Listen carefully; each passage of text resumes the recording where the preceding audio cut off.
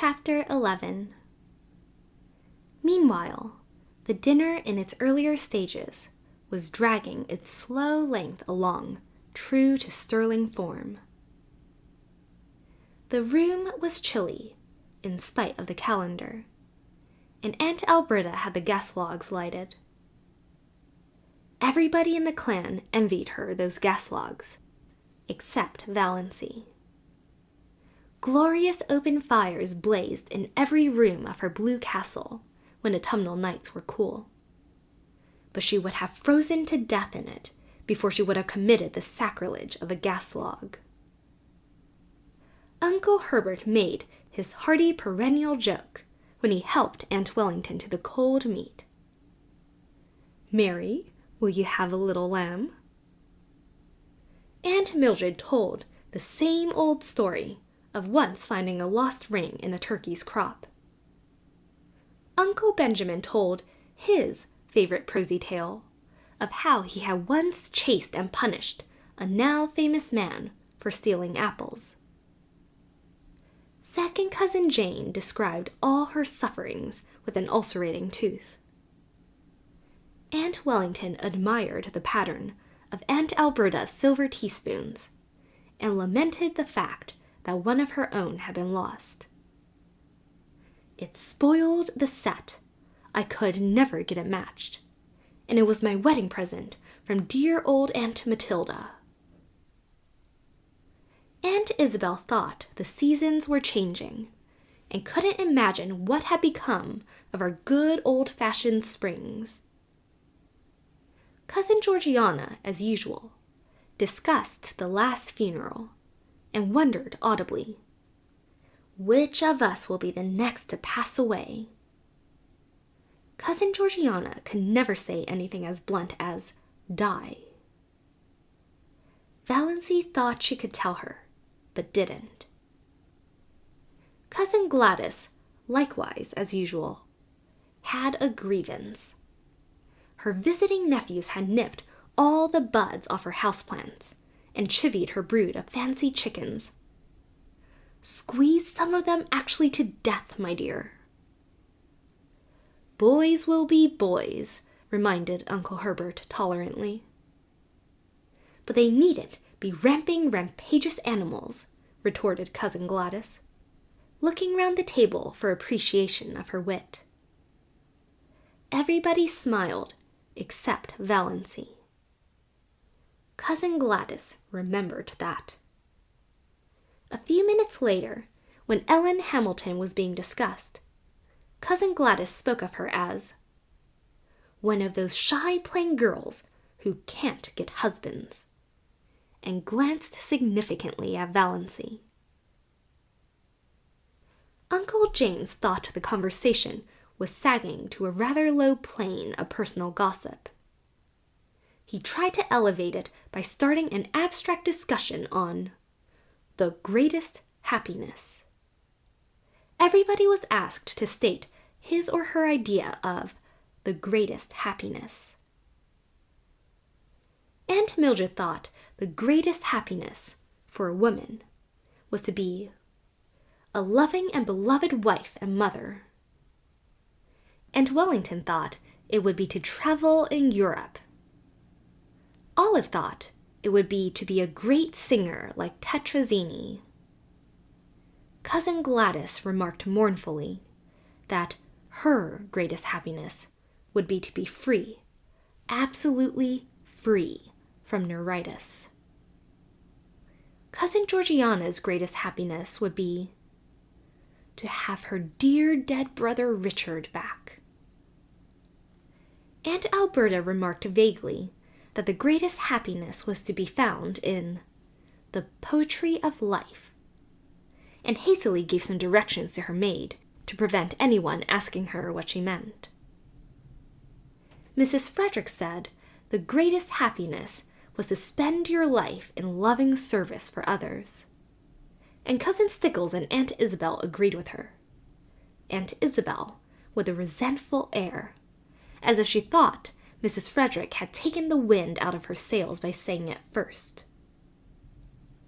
"We are all too prone continued Mrs. Frederick, determined not to lose so good an opportunity. To live in selfishness, worldliness, and sin.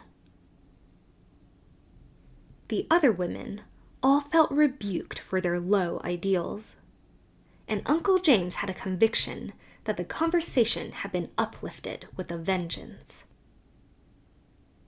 "The greatest happiness," said Valancy, suddenly and distinctly, "is to sneeze when you want to." Everybody stared. Nobody felt it safe to say anything. Was Valancy trying to be funny? It was incredible. Mrs. Frederick, who had been breathing easier since the dinner had progressed so far without any outbreak on the part of Valancy, began to tremble again. But she deemed it the part of prudence to say nothing. Uncle Benjamin was not so prudent. He rashly rushed in where Mrs. Frederick feared to tread. "Doss," he chuckled, "what is the difference between a young girl and an old maid?" "One is happy and careless, and the other is cappy and hairless," said Valancy. "You have asked that riddle at least 50 times in my recollection, Uncle Ben. Why don't you hunt up some new riddles if riddle you must? It is such a fatal mistake to try to be funny if you don't succeed." Uncle Benjamin stared foolishly. Never in his life had he, Benjamin Sterling, of Sterling and Frost, been spoken to so. And by Valancy, of all people. He looked feebly around the table to see what the others thought of it. Everybody was looking rather blank. Poor Mrs. Frederick had shut her eyes, and her lips moved tremblingly, as if she were praying. Perhaps she was. The situation was so unprecedented that nobody knew how to meet it. Valancy went on, calmly eating her salad, as if nothing out of the usual had occurred. Aunt Alberta, to save her dinner, plunged into an account of how a dog had bitten her recently. Uncle James, to back her up, asked her where the dog had bitten her. "Just a little below the Catholic Church," said Aunt Alberta. At that point, Valancy laughed. Nobody else laughed. What was there to laugh at? "Is that a vital part?" asked Valancy. "What do you mean?" said bewildered Aunt Alberta. And Mrs. Frederick was almost driven to believe that she had served God all her years for naught. Aunt Isabel concluded that it was up to her to suppress Valancy. "Doss, you are horribly thin," she said. "You are all corners. Do you ever try to fatten up a little?" No. Valancy was not asking quarter or giving it. But I can tell you where you'll find a beauty parlor in Port Lawrence where they can reduce the number of your chins. "Valancy!" The protest was wrung from Mrs. Frederick. She meant her tone to be stately and majestic as usual, but it sounded more like an imploring whine. And she did not say "Doss." "She's feverish," said Cousin Stickles to Uncle Benjamin in an agonized whisper. "We thought she'd seemed feverish for several days." "She's gone dippy, in my opinion," growled Uncle Benjamin. "If not, she ought to be spanked. Yes, spanked." "You can't spank her." Cousin Stickles was much agitated. "She's 29 years old." "So there is that advantage, at least, in being 29, said Valancy, whose ears had caught this aside.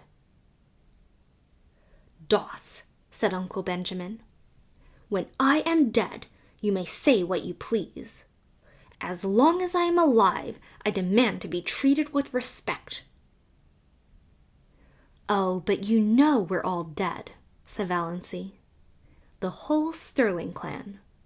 Some of us are buried, and some aren't, yet. That is the only difference."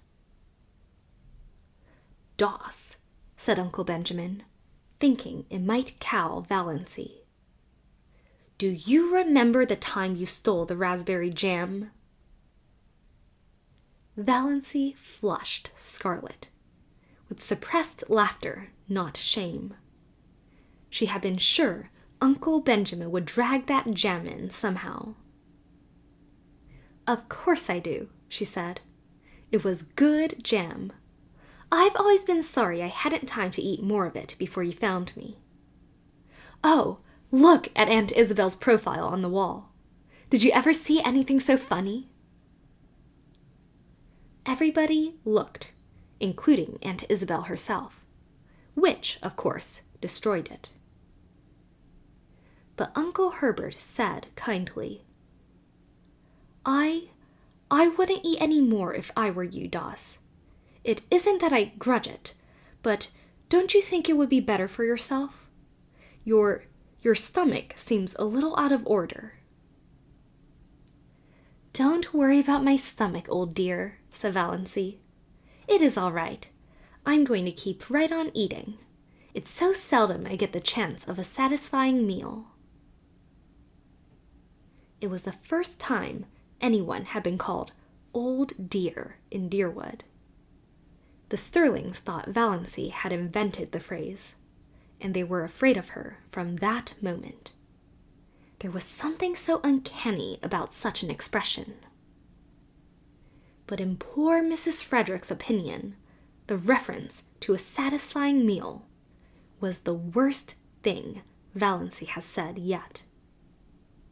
Valancy had always been a disappointment to her. Now she was a disgrace. She thought she would have to get up and go away from the table. Yet she dared not leave Valancy there. Aunt Alberta's maid came in to remove the salad plates and bring in the dessert. It was a welcome diversion. Everybody brightened up with the determination to ignore Valancy and talk as if she wasn't there. Uncle Wellington mentioned Barney Snaith. Eventually, somebody did mention Barney Snaith at every Sterling function, Valancy reflected. Whatever he was an individual that could not be ignored. She resigned herself to listen. There was a subtle fascination in the subject for her, though she had not yet faced this fact. She could feel her pulses beating to her fingertips. Of course, they abused him. Nobody ever had a good word to say of Barney Snaith. All the old wild tales were canvassed. The defaulting cashier, counterfeiter, infidel, murder-in-hiding legends were thrashed out. Uncle Wellington was very indignant that such a creature should be allowed to exist at all in the neighborhood of Deerwood. He didn't know what the police at Port Lawrence were thinking of. Everybody would be murdered in their beds some night. It was a shame that he should be allowed to be at large after all that he had done. "What has he done?" asked Valancy suddenly. Uncle Wellington stared at her, forgetting that she was to be ignored. "Done? Done? He's done everything." "What has he done?" repeated Valancy inexorably. "What do you know that he has done? You're always running him down, and what has ever been proved against him?" "I don't argue with women," said Uncle Wellington, "and I don't need proof. When a man hides himself up there on an island in Muskoka, year in and year out, and nobody can find out where he came from or how he lives or what he does there. That's proof enough. Find a mystery, and you find a crime. The very idea of a man named Snaith, said second cousin Sarah. Why, the name itself is enough to condemn him. I wouldn't like to meet him in a dark lane, shivered cousin Georgiana. What do you suppose he would do to you? Asked Valancy. Murder me, said cousin Georgiana solemnly. Just for the fun of it? Suggested Valancy. Exactly, said cousin Georgiana unsuspiciously. When there's so much smoke, there must be some fire. I was afraid he was a criminal when he came here first. I felt he had something to hide. I am not often mistaken in my intuitions. Criminal? Of course he's a criminal, said Uncle Wellington. Nobody doubts it, glaring at Valancy. Why, they say he served a term in the penitentiary for embezzlement. I don't doubt it. And they say he's in with that gang that are perpetrating all those bank robberies around the country. Who say? Asked Valancy. Uncle Wellington nodded his ugly forehead at her. What had got into this confounded girl, anyway? He ignored the question. He has the identical look of a jailbird, snapped Uncle Benjamin. I noticed it the first time I saw him. A fellow by the hand of nature marked, quoted and signed to do a deed of shame, declaimed Uncle James. He looked enormously pleased over managing to work that quotation in at last. He had been waiting all his life for the chance. One of his eyebrows is an arch, and the other is a triangle, said Valancy. Is that why you think him so villainous? Uncle James lifted his eyebrows. Generally, when Uncle James lifted his eyebrows, the world came to an end. This time, it continued to function.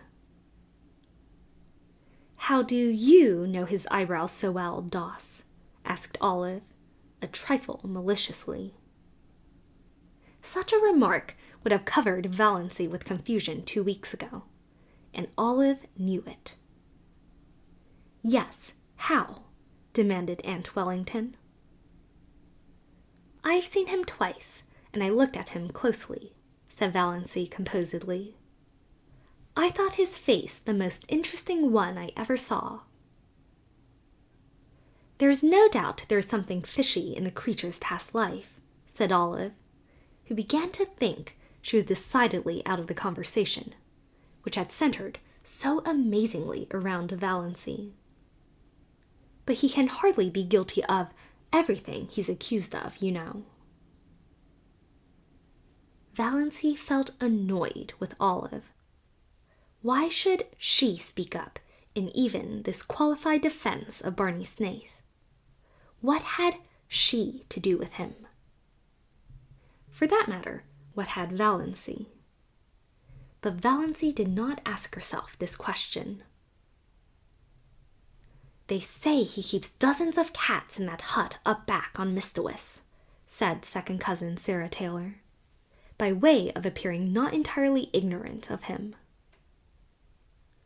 Cats. It sounded quite alluring to Valancy, in the plural. She pictured an island in Muskoka haunted by pussies. That alone shows there's something wrong with him, decreed Aunt Isabel. People who don't like cats, said Valancy, attacking her dessert with a relish, always seem to think that there is some peculiar virtue in not liking them. The man hasn't a friend except Roaring Abel, said Uncle Wellington. And if Roaring Abel had kept away from him, as everybody else did, it would have been better for some members of his family. Uncle Wellington's rather lame conclusion was due to a marital glance from Aunt Wellington, reminding him of what he had almost forgotten, that there were girls at the table. "If you mean," said Valancy passionately, "that Barney Snaith is the father of Cecily Gay's child, he isn't. It's a wicked lie." In spite of her indignation, Valancy was hugely amused at the expression of the faces around that festal table. She had not seen anything like it since the day, 17 years ago, when at Cousin Gladys's thimble party they had discovered that she had got something in her head at school. Lice in her head. Valancy was done with euphemisms.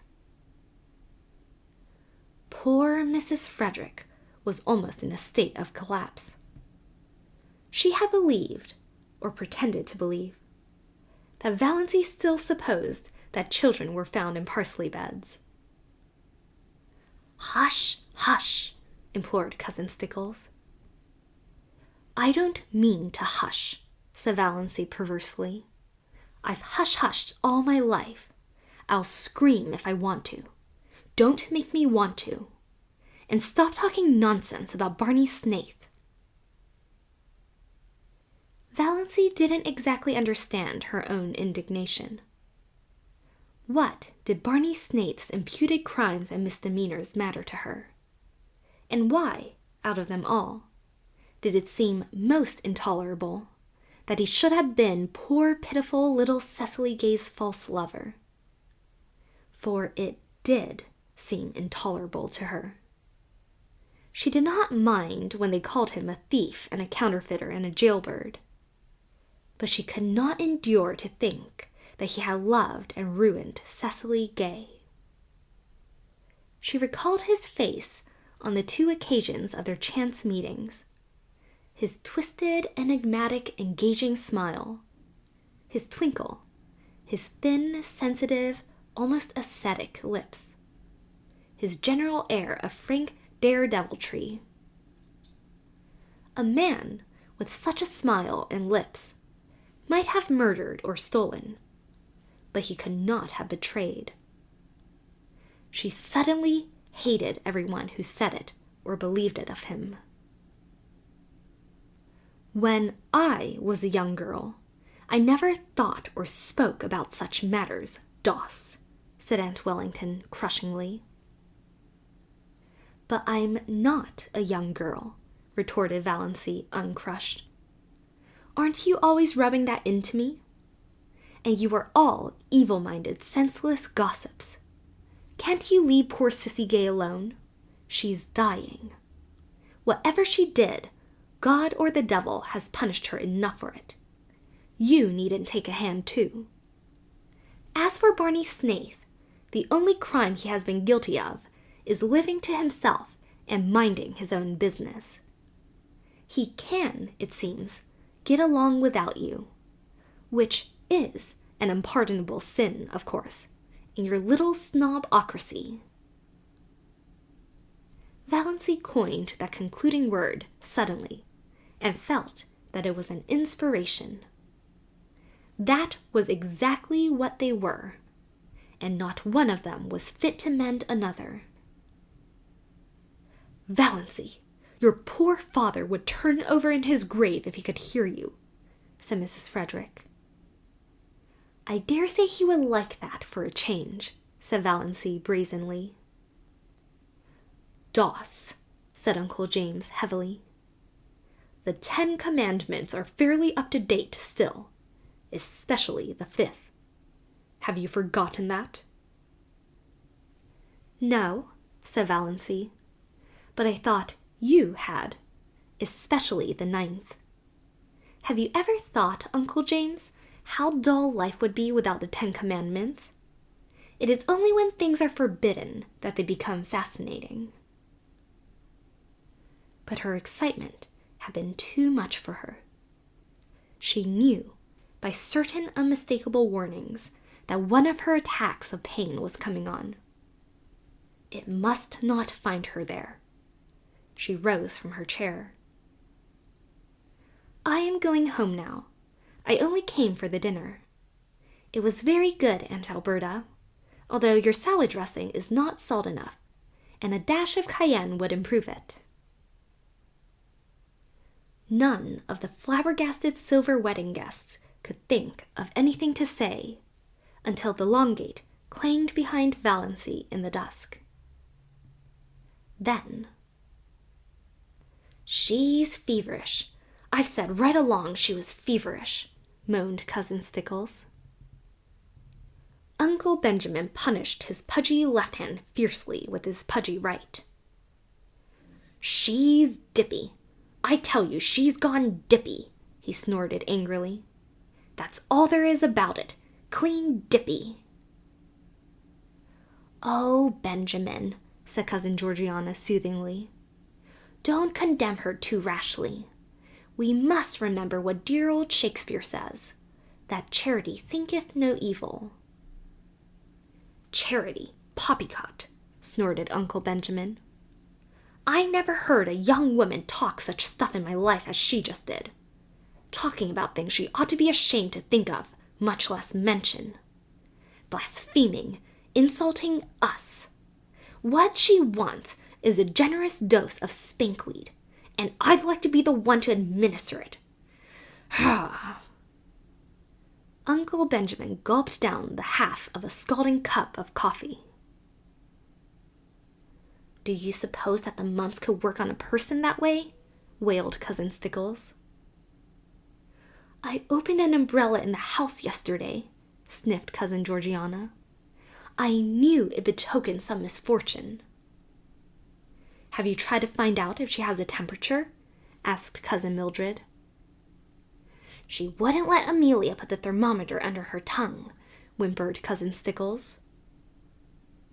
Mrs. Frederick was openly in tears. All her defenses were down. "I must tell you," she sobbed, "that Valancy has been acting very strangely for over 2 weeks now. She hasn't been a bit like herself. Christine could tell you. I have hoped against hope that it was only one of her colds coming on. But it must be something worse." "This is bringing on my neuritis again," said Cousin Gladys, putting her hand to her head. "Don't cry, Amelia," said Herbert kindly, pulling nervously at his spiky gray hair. He hated family ructions. Very inconsiderate of Doss to start one at his silver wedding. Who could have supposed she had it in her? "You'll have to take her to a doctor. This may be only a brainstorm. There are such things as brainstorms nowadays, aren't there?" I suggested consulting a doctor to her yesterday," moaned Mrs. Frederick. "And she said she wouldn't go to a doctor. Wouldn't. Oh, surely I have had trouble enough." "And she won't take Redfern's bitters," said Cousin Stickles.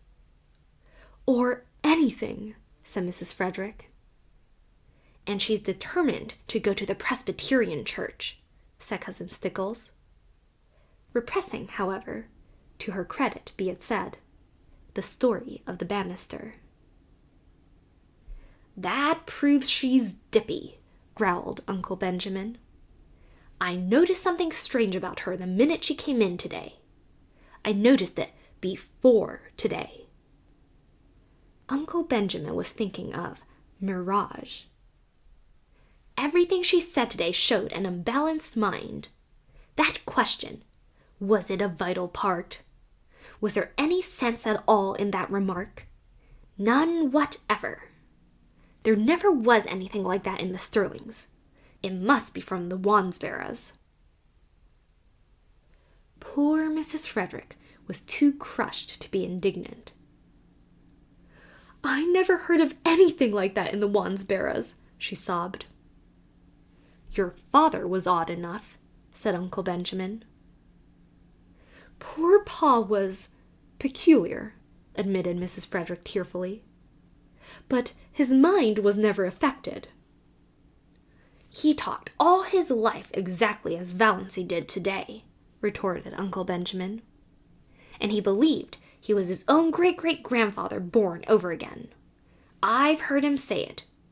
Don't tell me that a man who believed a thing like that was ever in his right senses.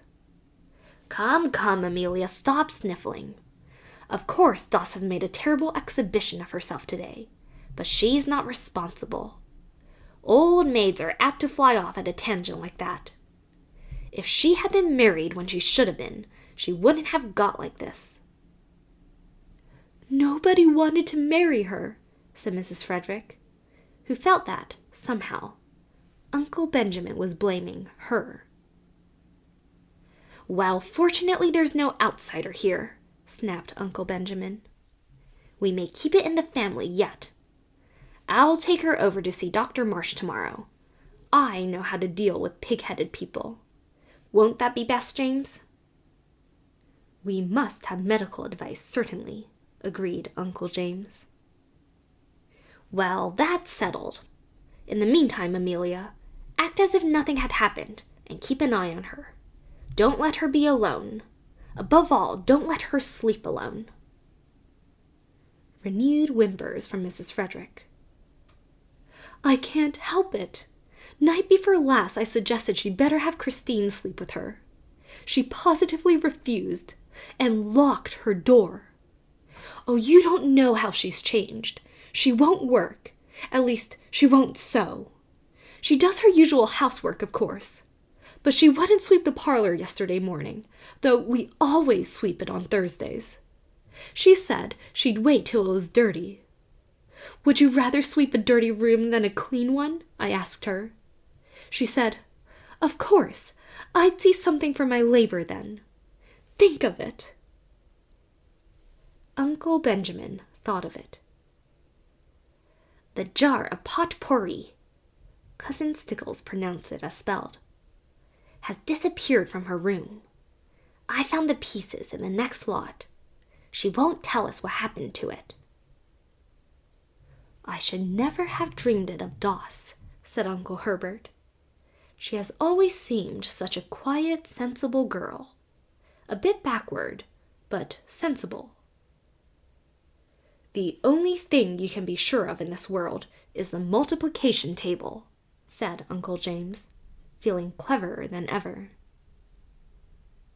Well, let's cheer up, suggested Uncle Benjamin. Why are chorus girls like fine stock raisers? Why? Asked Cousin Stickles, since it had to be asked, and Valency wasn't there to ask it. Like to exhibit calves, chuckled Uncle Benjamin. Cousin Stickles thought Uncle Benjamin a little indelicate. Before Olive, too. But then, he was a man. Uncle Herbert was thinking that things were rather dull now that Doss had gone.